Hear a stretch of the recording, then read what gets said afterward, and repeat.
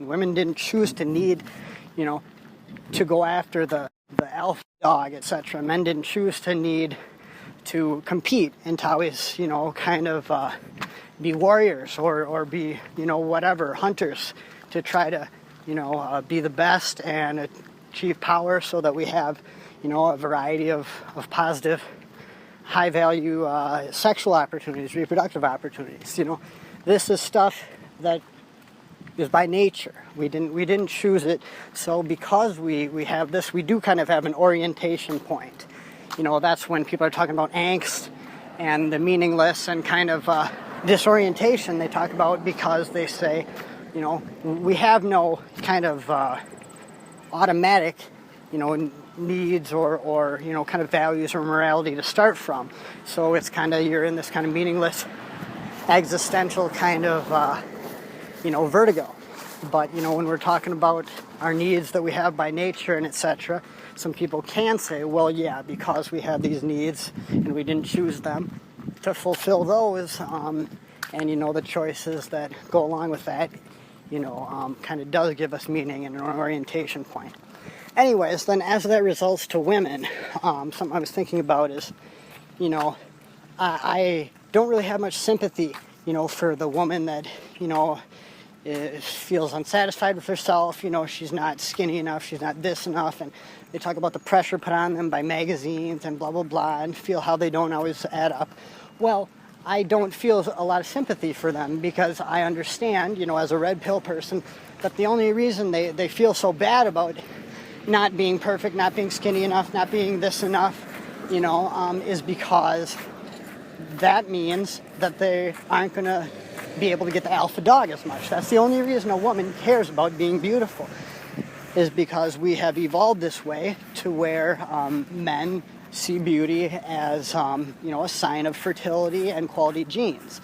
And women have evolved to want to appear as beautiful as possible so that they can get the top alpha dog, oftentimes a violent man, a murderous man, the top of the tribe, the top warrior, etc., because he can provide her with safety and her offspring with safety, as well as resources, oftentimes meaning he stole those or kind of exploited those from other more subordinate men of the tribe, etc. So it could be said that women's kind of primary drive is immoral, especially when you take into cuckoldry. Let's say it wasn't the top chief, she just kind of found a middle of the road, kind of pretty successful guy, a well-respected hunter in the tribe, etc. And he was going to continue to provide for her and commit to her, etc. So she's done that, but then behind his back, during her high fertility cycles, she's wanting that real alpha dog, so she goes off and cheats with him, and while her husband is out hunting, and then the baby she has actually is his genetic, progeny, little to her husband's knowledge, but he'll continue to provide for her, etc. So women's primary drive is immoral. If there is such a thing as morality, her primary, goals and wants are immoral. But she didn't choose to have those needs. They were foisted upon her, just like men's was foisted upon us. So, I'm back to a position where I can, in a way, have a type of sympathy, for the woman that, feels like she's not skinny enough, not beautiful enough, blah, blah, blah, and feels a lot of pain over this and a lot of anxiety. Even though the only reason she feels it is because of this evolved thing to want to be as beautiful as possible, to secure the, alpha dog, still, she didn't choose those needs. So, you're back to a point where, she does experience pain. She didn't choose to have these needs. So, you can sort of feel a type of sympathy for them. But then at the same time, you do realize that the reason they care so much about being beautiful is an immoral one. So you don't lose too much sleep over it. But again, you realize they didn't choose to have these needs. So that is something also to take into consideration. And this is a lot of stuff that I'm trying to negotiate in terms of, truth and philosophy and principle and what it all means. But yeah, that was, I think, a pretty good kind of explanation of it. One thing I was thinking of, in terms of what I was just talking about is, I don't know what it's like to be a woman, and I don't feel sorry for a woman that says she can't find a boyfriend or blah, blah, blah, or like I said, feels like she's not hot enough or skinny enough or whatever. I don't feel super sorry for them for not being able to find a boyfriend, because basically any woman would be able to secure a boyfriend or at least secure sex or whatever, a kind of ongoing, whatever, friend with benefits or, a romantic dalliance of some sort. She would be able to get one of those simply by lowering her standards, right? Any given woman would be able to get sex just by lowering her standards. Any woman, even a very ugly one, would be able to go into the bar and say, hey, do you want to go fuck right now? Hey, do you want to go fuck right now? And, even say, hey, do you want to, fucking engage for, in exchange for somewhat of an ongoing commitment. Maybe not, exclusive boyfriend, girlfriend, but maybe he will have to call her every now and then, take her out every now and then. Not an optimal situation, but maybe not with an optimal guy. But she does have something that she can get if she just lowers her standard. Now, men don't have that. If a man needs companionship, etc., he can't just lower himself and say like, oh, well, I'll just pick a, kind of a less attractive woman. She might not necessarily go for it.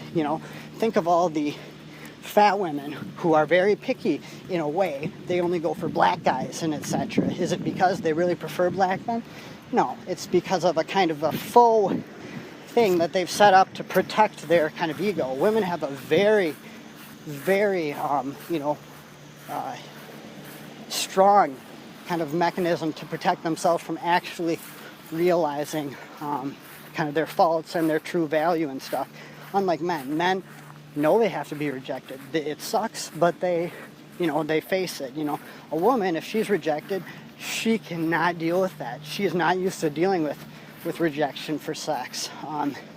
If any of you ever know a woman that kind of threw themselves at you and you said no, it's devastating to them. And they will go to great lengths in their mind to try to justify it, saying maybe he was gay or he was something else, because they just cannot accept, the fact that they would be rejected, because men don't usually say no to sex advances. It's very devastating to them, so their mind has this kind of defense mechanism, etc.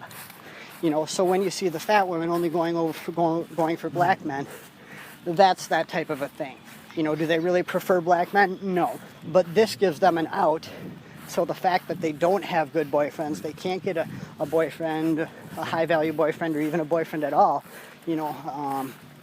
etc., white or whatever, they say, oh, well, it's not because I'm fat, it's not because I'm low value, it's because I'm picky, I only like black guys. So then when they are able to score the very low value black guy that's really just kind of taking whatever he can get and has kind of low self-esteem because of racism and etc., as well as because it's kind of accepted in the black community to go after these very low value women, and even kind of pretend to themselves that they do prefer these fat women, etc. And also because these fat women buy them things. I've spoken with many black men about this very thing. But anyways, so the point of the matter is that any woman can get sex and even can get, a relationship, maybe not the best one, but can get it just by lowering her standards, whereas men cannot. Like I said, a man could approach, fat girl X, and she's very low value. He's probably higher value than her in most objective ways, but maybe he's just not alpha enough or just whatever is off. He can't get sex. He can't get the relationship, even though he's willing to lower his standards. Women, on the other hand, can. Now, where does this come back to the thing about needs? Women don't choose their needs, like I said before, and they don't choose to be so difficult to satisfy, to be so easily unsatisfied, right? I don't know what that's like. I think it's so terrible when you think of the married woman who's been married for 20 years, and he's a nice guy, he's not abusive, not anything, blah, blah, blah, but for some reason she's just not satisfied. So 75% of women file for divorce, I find that abhorrent as a man, and it scares me, it hurts me, and it makes me angry. It feels so unfair and so immoral, and it makes me think anything is justifiable to women, because that is so horrible, especially when you take into account divorce laws, how much money they'll steal, and etc. That's the type of thing that makes me glad that I have so much experience in the kind of criminal side of things, that I know if that ever happened to me, there's alternatives. You can make her disappear for, a few $1,000s if you ask the right, kind of crook, instead of paying a lifetime of kind of alimony or child support or whatever, But what I was saying about the women being so unsatisfied and they don't choose to be that, that is a point. I, as a man, don't know what it's like to be so easily unsatisfied. That's an existential experience I don't know, Not saying I justify it or I forgive them for it, but I do realize that I don't know what it's like to be so easily unsatisfied. Women's biology, has evolved to make them so easily unsatisfied, so that they're always off trying to get the better alpha dog. They're always hypergamous. It's always kind of nagging them. Evolution didn't favor organisms that were satisfied, and content. It favored organisms that were always trying to do better, always striving for more. So, yeah, women didn't choose to be so easily unsatisfied, and I'm sure it feels like shit. A guy that, we could say, hey, he seems decent, you should be happy with him, there's nothing wrong with him, he's a good guy, and he's stable, and he's, not a nice guy, he's, he's got his balls still intact, and he is, blah, blah, blah. He's not dangerous, he's not James Bond, but he's certainly not a pushover either. How come you can't be satisfied with him? Why do you have to go for the drug dealer, the super exciting whatever, macho guy, the player, the blah, blah, blah? Why do you have to go after that? It seems stupid. There's so many good options that you should be able to take. The fact that you're unsatisfied, it feels to me just really ridiculous and stupid and shallow and whatnot. But at the same time, I don't know what that's like, and I'm sure it's not fun to be so easily unsatisfied. Or maybe it is. Maybe it feels really good, and they know they could choose better options, but they refuse to for whatever reason, because they're of low, integrity, low morality. So they could choose to be satisfied, but they just don't want to, because some immoral failing. But that just doesn't seem kind of super consistent with my, kind of logical, philosophical, scientific worldview. But it is also possible, So I'm looking into all those things. But yeah, I think that generally sums up what I wanted to say. We didn't choose our needs. It's bullshit that women are so easily unsatisfied. But at the same time, I don't know what that's like, and I'm sure it's not fun. So it does, again, put me in an interesting conundrum where it's difficult to super, kind of call them evil, hold them accountable. Although, I certainly do feel like, it is a failing on their part. So maybe there's societal aspects to consider as well. This feminism and this kind of modern liberal society we live in right now is so messed up. Throughout men's entire history, be it, Islam or, the Middle Ages or Roman or whatever, there were always these checks and balances on women's behavior. Even in the kind of pre-human hominid thing, there was the risk of rape. And now that there is no longer a risk of rape, it throws everything out of whack.